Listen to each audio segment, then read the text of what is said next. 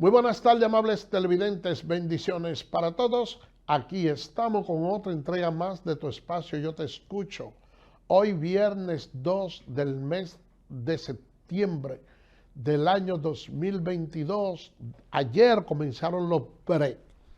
Y hay gente que cada vez que usted le menciona esos bre, septiembre, octubre, noviembre, diciembre, como que la garganta siempre le sabe alcohol, porque esta es la fecha donde ya comienza a dinamizarse la economía de una manera, pudiéramos decir, bastante exponencial.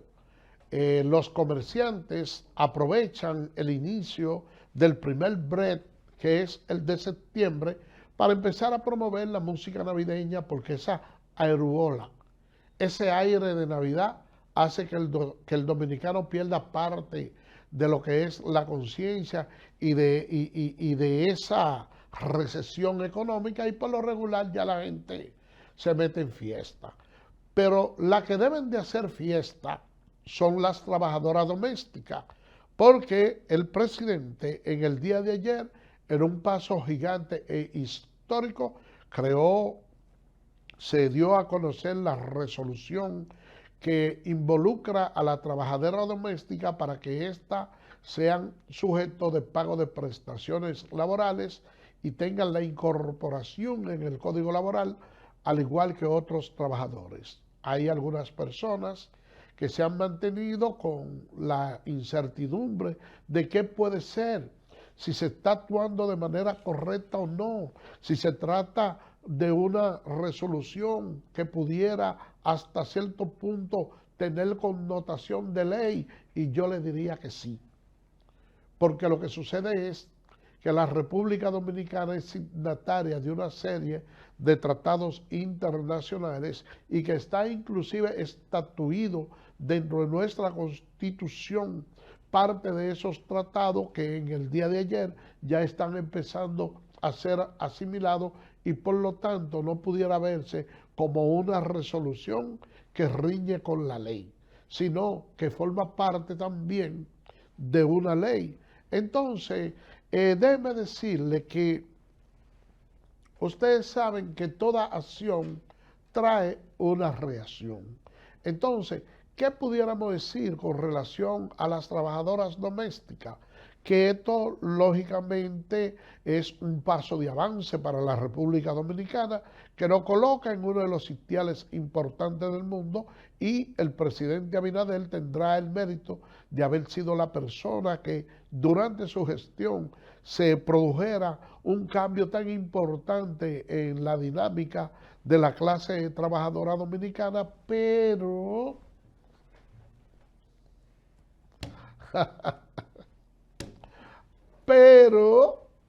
porque siempre hay pero en la cosa. Yo sé que hay mucha trabajadora que le va a afectar. Y también, lógicamente, habrá mucha disminución. Y son muchas las que a partir de este momento van a ser despedidas de algunos lugares. Pero todas esas cosas, nosotros se las vamos a explicar un poquito más tarde. Mientras tanto, quiero referirme a un tema bastante importante que, dicho sea de paso, ha venido mortificando a la mayoría de la población dominicana, y es el anuncio que se está realizando de una posible reducción del 4% que se le da al Ministerio de Educación. El presidente Luis Abinader ha dado muestra convincente de que es una persona que pone los oídos en el corazón del pueblo dominicano. Y hay medidas que se han anunciado en su gobierno y han tenido reacción, donde la sociedad ha mostrado su negatividad y ha dicho que no se identifica, que repudia esos actos. Entonces, el presidente Abinader ha sabido retroceder. Y en política, cuando una gente retrocede a tiempo, es mucho mejor que avanzar. Porque cuando usted retrocede a tiempo, como dice el refrán, que el cáncer fresco con tiempo tiene cura. Y ojalá que no se materialice esa modificación a lo que es el 4% de la educación. Porque la política tiene sus bemoles. Hay cosas que en un momento se ven beneficiosas y otras que no lo son. Y por eso yo le digo mucho a las personas, sobre todo del litoral del PRM, que para algunos problemas contemporáneos quieren hacer alusión de que esta idea la estuvo el doctor José Francisco Peña Gómez, sin duda alguna, nuestro líder histórico, porque el doctor José Francisco Peña Gómez tenía la gracia de ser un político pragmático, que en un momento determinado le buscaba la salida a todas las cosas y lo que daba resultado en un momento podía no tenerlo en otro. Yo recuerdo perfectamente cuando se inició esa lucha por el 4% de la educación. El doctor Leonel Fernández, que es un político obstinado, hizo en su momento un planteamiento correcto y hoy el tiempo le está dando la razón. Él decía que la debacle que tenía la educación en la República Dominicana no obedecía a que se estaba presupuestando menos del 4%.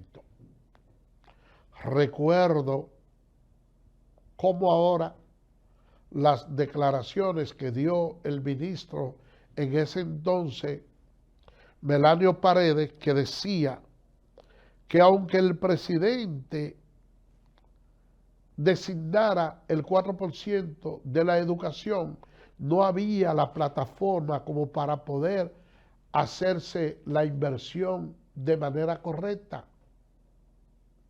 Y fíjense a qué dos personas yo me estoy refiriendo: a Leonel Fernández y a Melanio Paredes, que el que escucha este programa con frecuencia se dará cuenta que ninguno de los dos son santos de mi devoción, pero con el tiempo han cargado con la razón. Ahora, de manera sorprendente, se pretende reducir el presupuesto de la educación, donde pudiera dejar de recibir ese ministerio unos 4.250 millones de dólares para agregarlo a diferentes ministerios más, lo que yo entiendo como un desatino. ¿Por qué considero un desatino esa reducción del presupuesto de educación? Bueno, porque sencillamente el ministro actual ha estado diciendo en los últimos días que hay la posibilidad de que el ministerio tenga que alquilar locales para que no se queden los niños fuera de la clase, porque no hay. Entonces, ¿por qué no invertimos parte de ese presupuesto para la construcción de las escuelas? Sobre todo cuando hay varias de ellas que no se han culminado. Miren, hoy salió un trabajo en el Nuevo Diario que debe ser motivo de preocupación y de vergüenza para la República Dominicana, sobre todo para toda aquella persona dominicana que entiendan que tienen 3 dedos de frente. Y es que en el sector de Cancino hay una escuela a medio construir donde viven al menos unas 8 familias. Y que hay un señor que está al cuidado de esa escuela, a quien solo se le conoce el nombre de Félix, un tal Félix, que ha dividido esa construcción y se la ha alquilado a nacionales haitianos. Y una escuela a medio construir en un sector carenciado donde hacen faltas aulas, que un particular alquile ese bien del Estado para su provecho personal. Eso es algo, señores, que resulta bochornoso, que solo en un país como el nuestro se puede producir, y que de la única manera que nosotros podemos tener los niveles de conciencia y los ribetes morales es a través de la educación que hoy se pretende recortar. No puede ser que los padres, para inscribir sus hijos, tengan que amanecer al frente de un recinto escolar para ser los primeros al otro día, para que se le dé la oportunidad, porque no hay cupo. Y que el Ministerio de Educación no tenga la capacidad de administrar ese dinero para que hayan los alojamientos pertinentes de lugar de manera segura y de manera correcta. Señores, eso es una verdadera vergüenza. Nosotros pudiéramos decir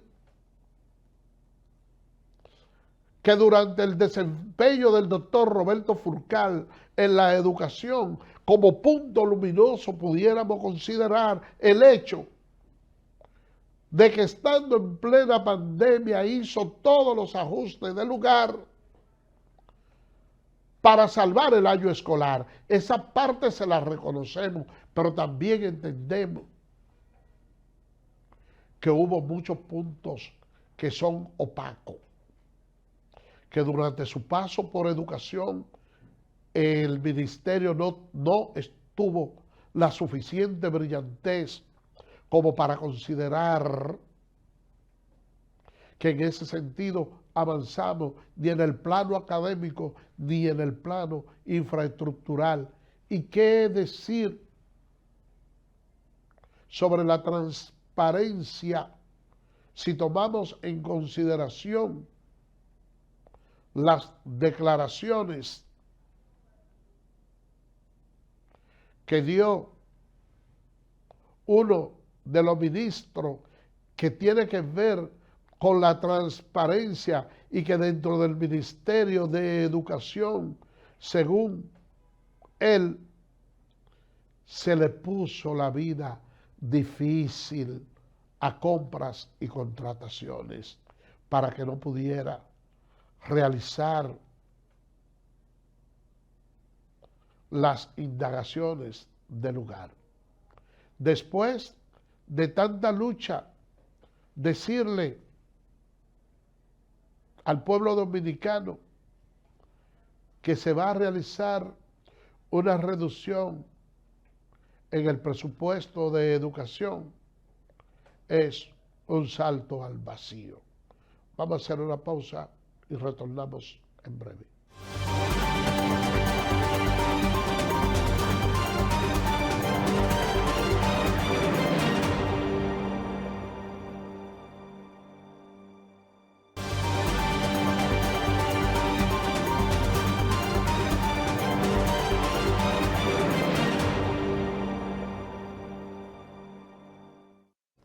Bien, gracias por permanecer con nosotros. Miren, Yo les decía a ustedes y quería abordar el tema de la resolución de las domésticas, porque realmente es un tema que amerita que uno le dé cierta cobertura.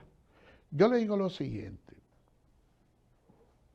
hay esa resolución que pudiéramos decir que la República Dominicana en cuanto a lo que es la imagen como país, hemos dado un paso trascendental.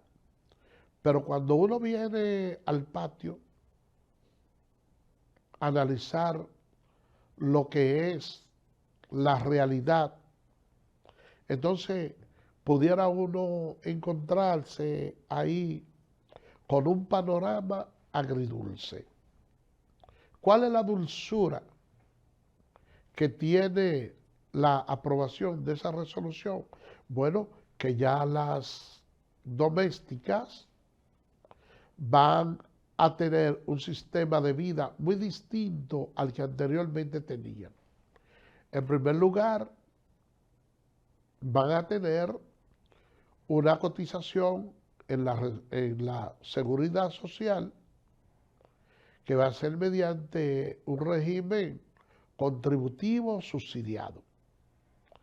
Eso también ayuda al empleador, porque ese empleador pagará 500 y pico de pesos por esa doméstica.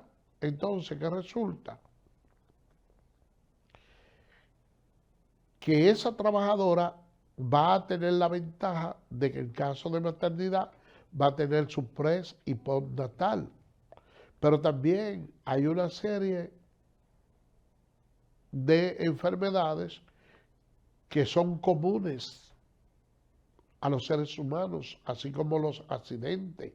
Ya esa trabajadora va a tener una cobertura donde el empleador se va a evitar pagar todo ese dinero, también va a hacer los reportes de lo que son los accidentes laborales y se va a economizar el salario. Ahora bien, ¿cuál es el problema central?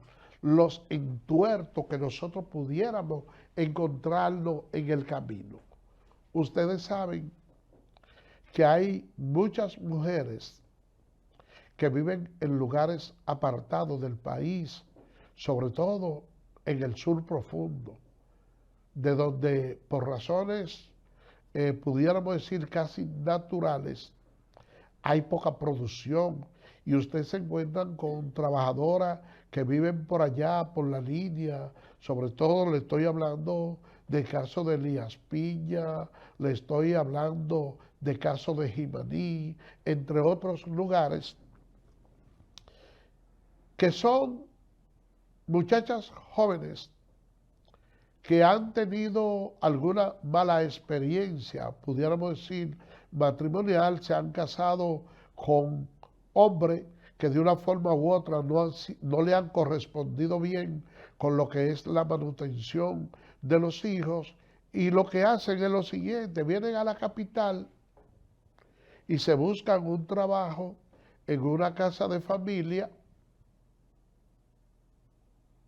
y van una vez al mes o dos a su campo a ver su hijo, pero a su vez tienen allá a una persona que le cuida a ese niño, donde ellos le dan parte de su salario. Y he escuchado las voces de muchas personas diciendo que el salario de los 10,000 pesos incluso resulta poco, y eso me agrada que lo digan, porque eso es una muestra del nivel de conciencia que tiene la sociedad dominicana y que procura el bienestar de aquellas clases más carenciadas. Pero si yo le digo a los amigos televidentes que están ahí que con relación al trabajo de la doméstica los salarios son inferiores, porque de conformidad con lo que el legislador concibió en su mente, se entiende que cuando una trabajadora doméstica gane 10,000, el valor real de su salario viene siendo alrededor de unos 20,000, porque lo otro se le estipula en el alojamiento y la alimentación, que aunque el Código Laboral dice que debe ser un alimento, que el alimento es corriente, en la práctica no se da así, porque sencillamente las domésticas consumen lo mismo que comen los demás en la casa.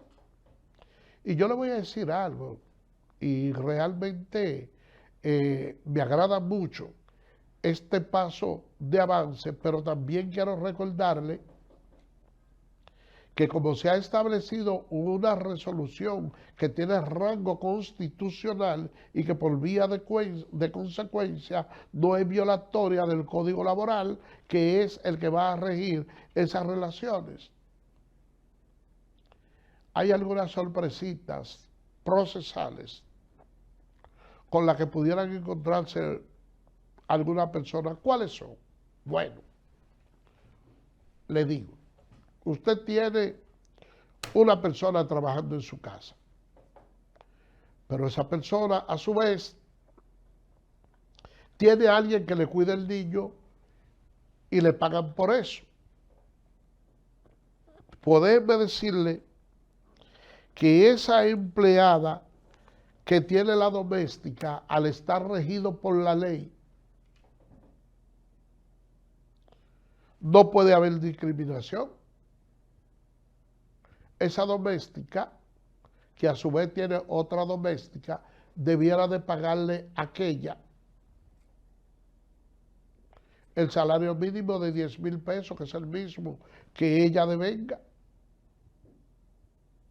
Uno dice no, porque en toda relación de trabajo el empleador puede convenir cualquier salario con la trabajadora y no necesariamente tiene que romperse el vínculo laboral, pero déjenme decirle que cuando usted hace eso,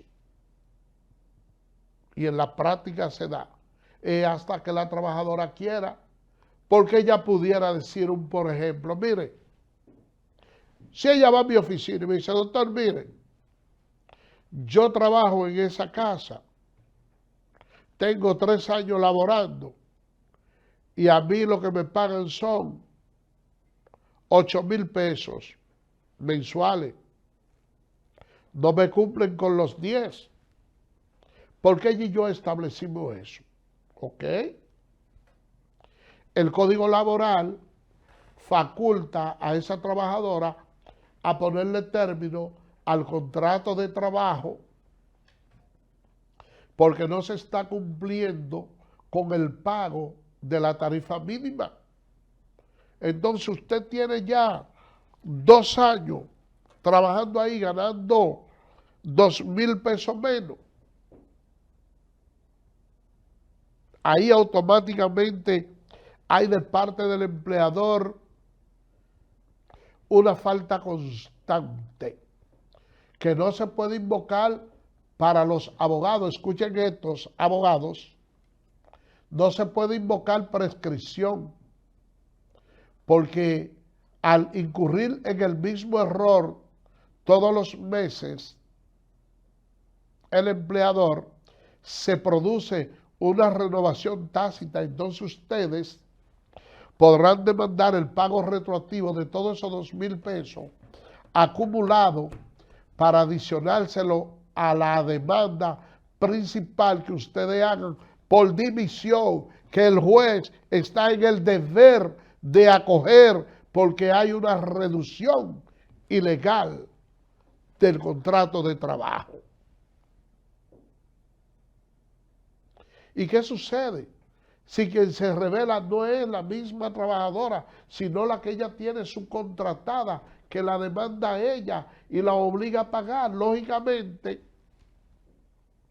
como ella en términos económicos no tiene la solvencia económica suficiente, lo que hace es que dice, bueno, ella trabaja en tal lugar, ella trabaja con Milton, que es un hombre que tiene mucho dinero, entonces yo le voy a trabar una oposición y le voy a notificar a Milton esta sentencia y le voy a decir, mira, no me le pague a Luz el salario que ella devenga contigo, porque yo tengo esta sentencia laboral en su contra y ella no me paga.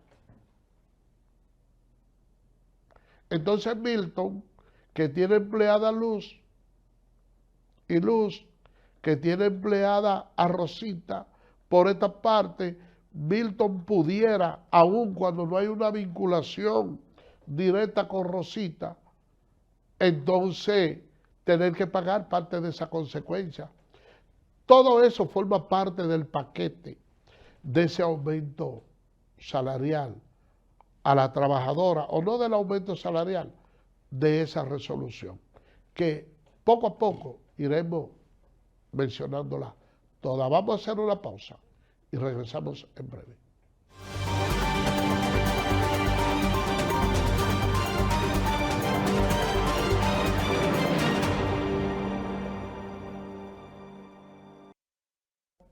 Gracias por permanecer con nosotros.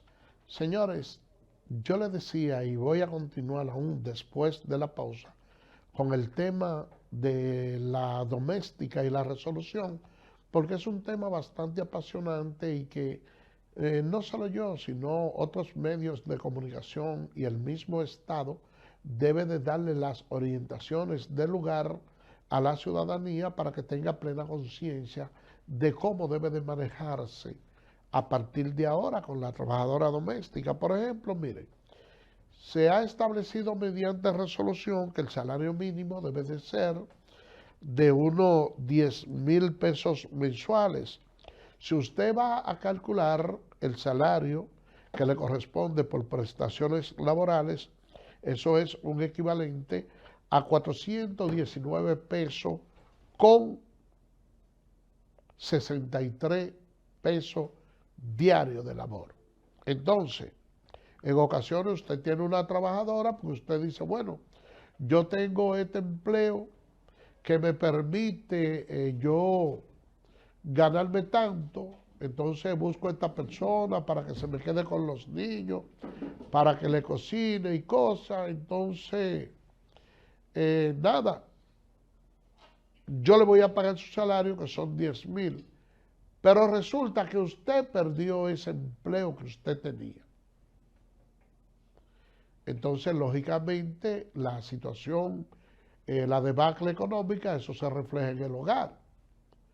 Pero entonces ya usted tiene una trabajadora, la cual está protegida por el Código Laboral, y esa trabajadora no ha incurrido en ninguna falta, pero usted tiene que desprenderse de ella porque no le puede seguir pagando.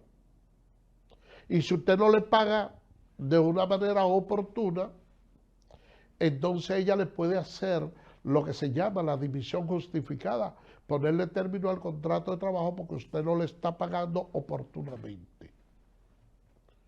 Y el juez no tiene otra alternativa de condenarlo a usted al pago de esas prestaciones laborales, que si usted muestra resistencia, entonces se le va a ir incrementando hasta 6 meses. Y pudiera darse el caso que independientemente de los 6 meses, que independientemente de las prestaciones laborales, entonces usted le apliquen 6 meses de salario, que serían 60,000 en adición a lo que ya le toca a una trabajadora. Y para una madre soltera que tenga un empleo de 50 y le pague 10 a una trabajadora, le resulta muy dificultoso poder estar preparada para pagarle la prestación en caso de que la despidan. ¿Qué puede suceder? Que esa trabajadora la demanda, y si usted no tiene con qué pagarle, usted tiene su vehículo, ella se lo puede quitar.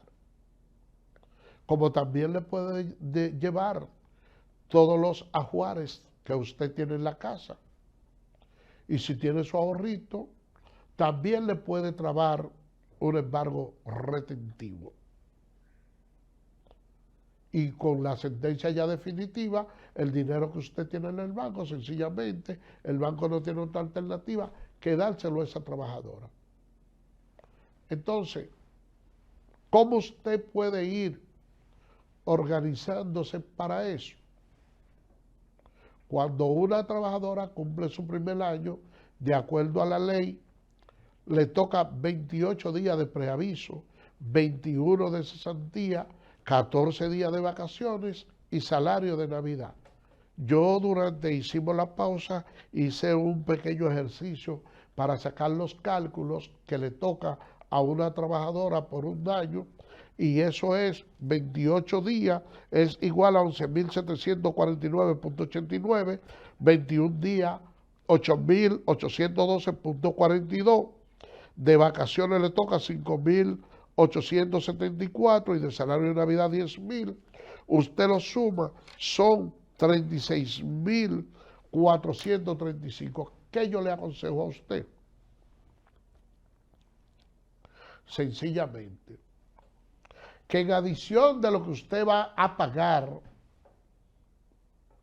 por la seguridad social, que son 500 y algo de pesos,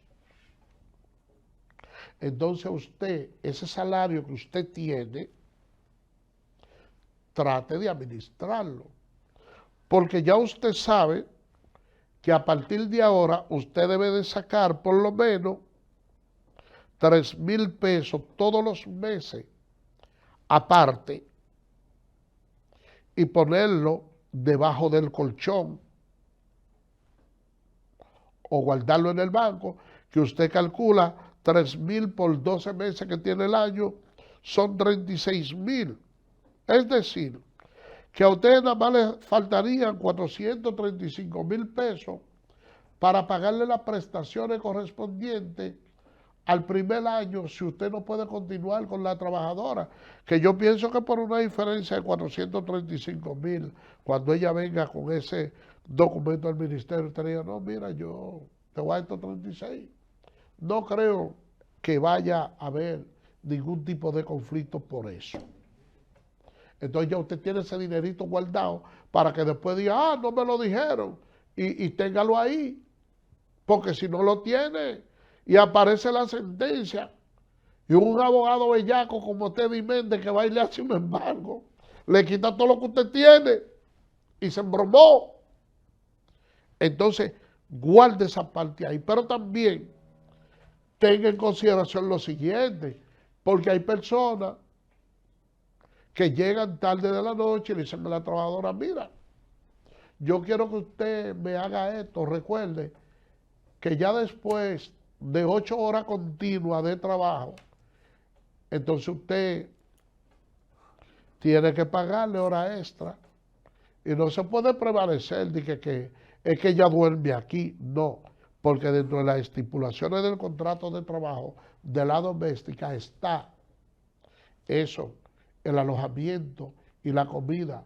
Por eso es que no se le aplica incluso la tarifa ordinaria del salario mínimo, porque se le compensa esa parte al empleador. Y todas son esas cositas que usted la va sumando ahí, que a partir de ahora van a cambiar, porque es que cuando se trata de realizar cambios, siempre hay niveles de resistencia. Y ustedes no ven por qué el faraón de Egipto se puso en contra de Moisés, que lo llevó al destierro. Sencillamente porque Moisés ya no se adaptaba a la costumbre, él estaba acostumbrado a algo y el faraón ya a esa transformación no se resistía. Ustedes no ven que nosotros en una ocasión fuimos invadidos por los haitianos y todo iba bien, pero cuando se habló de que nos iban a cambiar el idioma, de que nos iban a poner otra religión, entonces ya ahí hubo conflicto porque no nos adaptamos muy fácil a los cambios, y hay que reconocer que ya a partir de esta resolución ya la vida de la trabajadora doméstica varió de manera diametral. Vamos a cambiar de tema, señores. Miren, por ahí andan las imágenes de que la expresidenta, actual vicepresidenta, Cristina Kirchner, de Argentina, fue objeto de un atentado. No vamos a decir víctima, porque ella no le pasó nada. Por fortuna para ella,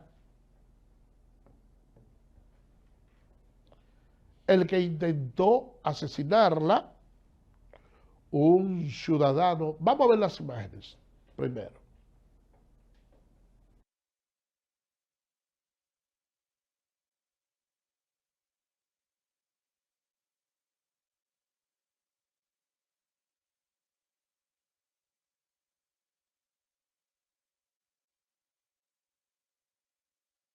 Entonces, señores, ustedes vieron las imágenes ahí. Se le encasquilló la pistola que tenía. Y eso muestra de manera clara que la seguridad falló en ese determinado momento. Y los políticos tienen que tener cierto cuidado en la forma en que se van a manejar, sobre todo allá en Argentina hay mucho discurso de odio, hay ciertos niveles de irracionalidad que en un momento determinado se reflejan en lo que son la campaña política. Y uno tiene que darle las gracias a Dios de que la clase política dominicana ha tenido un nivel de madurez bastante grande. Aunque muchos critican y dicen que Luis Abinader y Danilo Medina estuvieron conversando y que posiblemente la variación de esa medida de esa medida de coerción a su hermano y a otros imputados se varió por eso, señores. No es así. Pero debemos de sentirnos orgullosos de que hay ciertos niveles de conciencia en la República Dominicana. Si nosotros queremos otro ejemplo donde la situación esté extremadamente convulsa, es en el vecino país de Haití. Hoy justamente hizo un llamado a protesta. Joseph Claudet le pide al pueblo que salga a defender su derecho. Y déjenme decirle que en un país con la convulsión como la que hay allá, ese llamado pudiera ser perturbador, porque son muchas las bandas que hay en el vecino país de Haití, inclusive bandas que son oficiales, patrocinadas por el propio ministro para la salvaguarda de su seguridad. Y la clase empresarial de Haití ha estado protestando y le está pidiendo que haya un mayor nivel de conciencia entre los empresarios, porque la verdad es que no hay forma de que los empresarios cumplan con los pagos de los tributos allá en Haití. Por eso es que el Centro Estratégico Internacional, con su sigla SIS, le hace ese llamado carenciado a esos empresarios. Ustedes saben cuánto se pierde en Haití por falta de pago de impuestos aduanales, entre otros. 375 millones de dólares al año.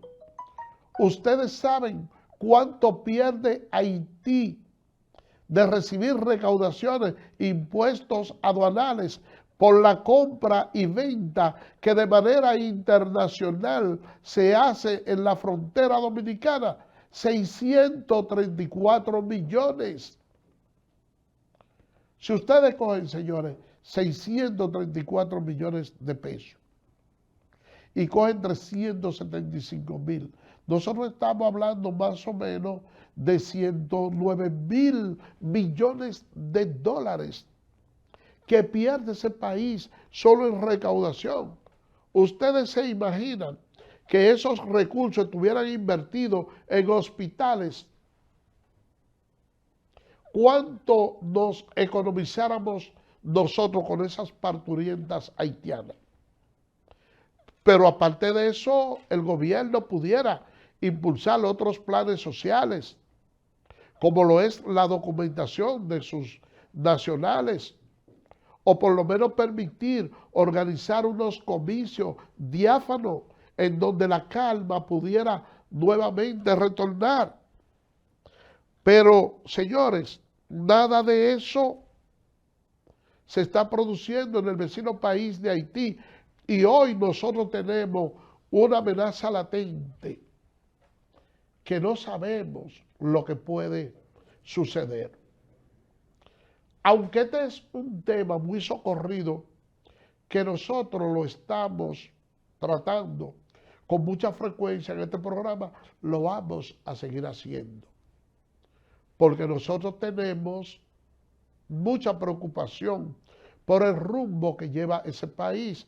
Sobre todo, hay mucha influencia de ciudadanos iraquíes, israelíes, que son personas que hasta cierto punto cometen muchos actos de terrorismo. De Venezuela se lava una gran cantidad de dinero, de petróleo que llega a las costas haitianas y se envían armas de ambos lugares, armas potentes. Y nosotros sencillamente estamos durmiendo un sueño reparador, sin saber las consecuencias que pudiera traernos, sobre todo si quien gana los comicios es un señor como Joseph Claudette allá en Haití. Este señor ha vendido un discurso y él dice: si yo gano la presidencia, República Haití no va a ser un patio trasero de la República Dominicana. Entonces, a nosotros se nos habla de que tenemos odio. ¿De dónde proviene el discurso de odio? ¿De parte nuestra o de parte de ellos? Porque los dominicanos no podemos visitar a nuestro vecino sin ningún tipo de documentación, porque nosotros vamos presos. Sin embargo, toda la confrontación viene por los ilegales que son deportados ilegales. Pero a nosotros no nos soportan ni siquiera uno. Es decir, señores, que el odio no viene de aquí, viene de allá. Por el día de hoy, señores, hemos llegado al final. Será el lunes, Dios mediante, cuando estaremos con otra entrega más de tu espacio Yo Te Escucho. Recuerden que ya se le puso número a la casa con el primer ciclón, que aunque no va a afectar a la República Dominicana, sí va a afectar a otros países, y su nombre es Daniel. Ese es el primer ciclón de la temporada. Bye bye.